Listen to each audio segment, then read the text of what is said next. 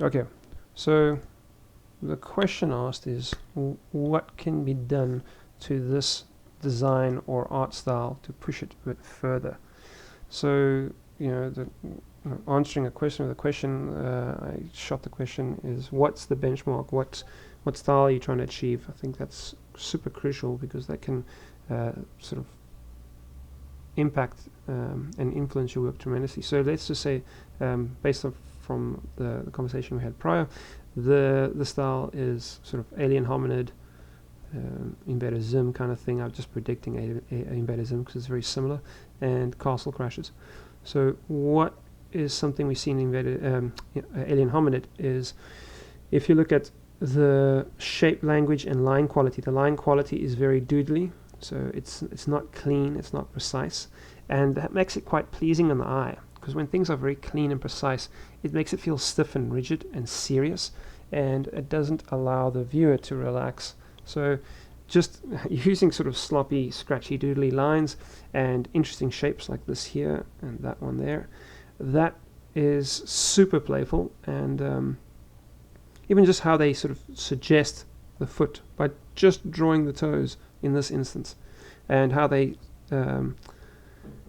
this circle head is sheared a little bit that way and this way, so it's not perfectly aligned. So the apex of that circle is there and there instead of being here and here. So it's a little bit lopsided, and that's deliberate. So I drew on alien hominid. I'm sorry, should have used the layer. All right. So that's what we can glean from alien hominid. Now, if we go look at invader Zim, you'll see once again shape language comes into play. So instead of having just a square body, the body actually tapers, and it's just creating interesting shapes that are interesting to look at. I'll change this to a different color. So instead of having a square head, the head actually tapers out like that, and it actually drops off at the back. They came to this conclusion because they were trying to suggest this 3D, form to the head, but just to the silhouette, it adds this nice, interesting break over there. Same thing with the antenna. They just break off there. So where naturally we would probably want to just draw antenna like that, which there's nothing wrong with that, but style-wise, they just adding interesting shapes. This designer actually went to town and used you can just see the legs are tapering, but that's they've used triangles in the shape language in this design tremendously. But that's embeddism for you.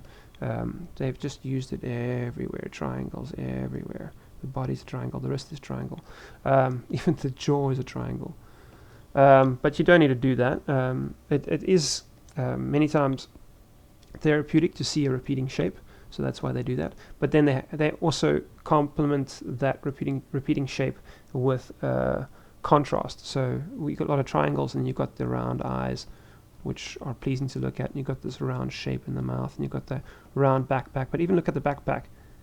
If you look at that shape, it's not just a regular round curve. It curves, goes straight and down. It's just a little bit of interest that they add to the shape wherever they can. Just add a sense of design or nuance, and avoid your basic sort of rectangle, circle, or triangle. Always try to even your squares or whatever. Just try to adjust the shape and distort it a little bit. And even the fact that he went for triangles, he didn't close it completely. I think that would he reserved that for the ankles.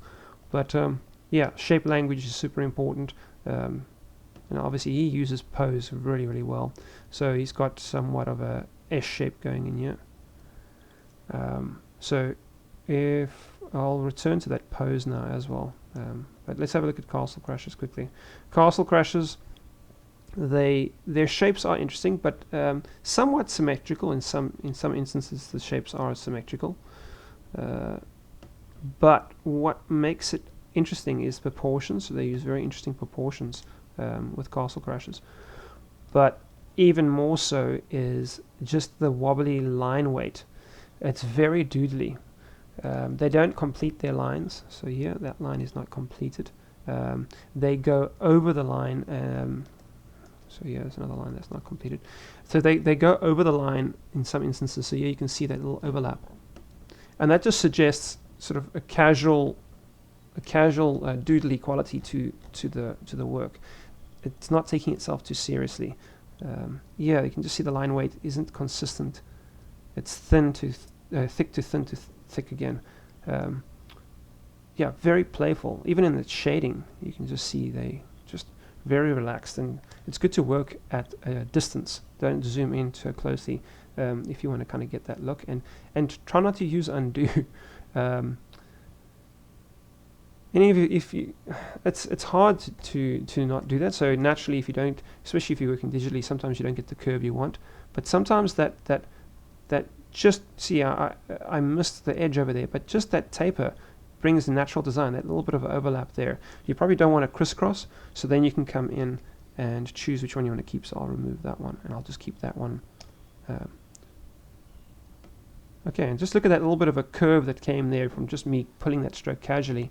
Now I would probably remove that because it's a bit excessive, and that's probably a bit excessive. But you get an idea that just feels far more relaxed than someone just drawing that kind of shape. It suggests a casual, relaxed design appeal. Now, looking at this design, I would probably say that the arms are just your traditional rectangles. Same thing with the legs, and that's predictable. And you want to make interesting shapes and contrasting shapes. So you want to have the circles with the triangles or whatever it is, and you also want to have not predictable shapes. So yeah, you've got symmetry. It's not a predictable shape, but it's quite symmetrical.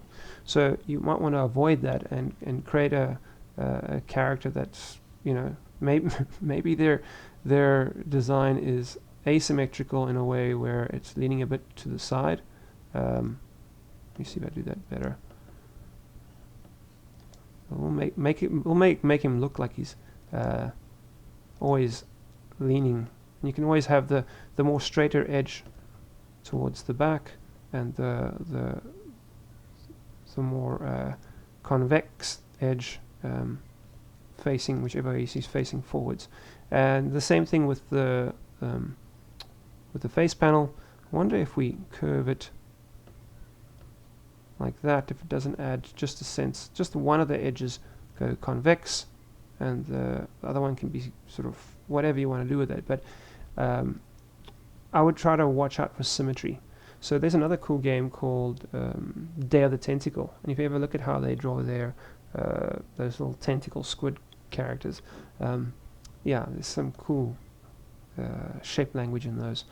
So same thing with the body. There's somewhat of a predictable circle in there, so I would probably put the apex closer towards the bottom of that curve. Okay, so you can just sort of play with that shape language. Yeah, it can work. And then this, you can probably bring it in like that, so it doesn't have to, you know, have that lip at the bottom. So I'm going to use white here just to paint over that, and you can just sort of see how that's changed and remove that predictable circle for the tummy. So if we want to fix the arms, let's just go and remove that, and so you probably want the arms to taper towards, so yeah, you can probably bring them in like that. But you don't want, yeah, we're not really, Invader Zim, they overuse the triangle quite a bit, but they pull it off. Sometimes you don't want to overuse a trick like this taper or whatever it is. But now and again, looks pretty good. So that looks a bit better than the straight tubes, and the tummy and the crotch looks a bit better, and the head, add that just a bit of a flare to the head. Same thing with the hands, look very similar, the feet look very similar. You can just change your poses, the posture.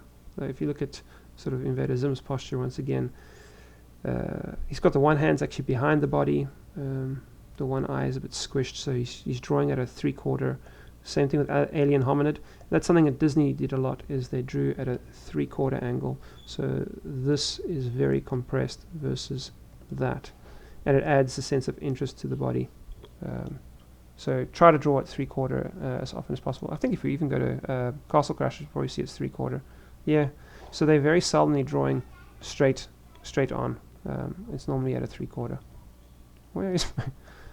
There we go. So if you're looking at that shape there, you can see that versus that. Okay, we're seeing more of the return of the head on that side. So if we look at this drawing, go back, we will see that, yeah, I would avoid drawing it so straight on. I would definitely approach it at more of a 3/4 approach. Hopefully that helps. Yep, all the best. Ciao.